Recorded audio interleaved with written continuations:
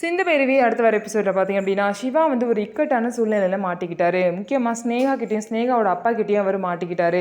என்ன அப்படின்னா எல்லா கேஸும் முடிஞ்சிருச்சு, எல்லாத்துலேயும் நம்ம தப்பிச்சிட்டோம், ஸ்னேகா மேலே தான் எல்லா தப்பும் அப்படின்னு சொல்லிட்டு ப்ரூவ் ஆயிடுச்சு. இனிமேல் இந்த ஹாஸ்பிட்டலில் நம்ம வேலை பார்க்கக்கூடாதுன்னு சொல்லிட்டு அந்த ஹாஸ்பிட்டல்லேருந்து ரிசைன் பண்ணலாம் அப்படின்னு நினைக்கிற நேரத்தில் ஸ்னேகாவோட அப்பாவும் சேர்ந்து சிவாவுக்கு வந்து பெரிய அப்பா வச்சுட்டாங்க.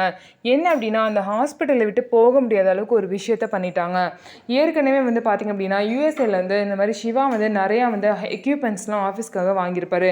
அந்த எக்யூப்மெண்ட்ஸ்லாம் பார்த்திங்க அப்படின்னா வெளியே மட்டும் தான் ஒரிஜினல், உள்ள ஸ்பேர் பார்ட்ஸ்லாம் வந்து ஏமாற்றி டூப்ளிகேட்டாக பண்ணியிருப்பாங்க. இது தெரியாமல் சிவா வந்து பல கோடி வந்து கொடுத்து வாங்கியிருப்பாரு.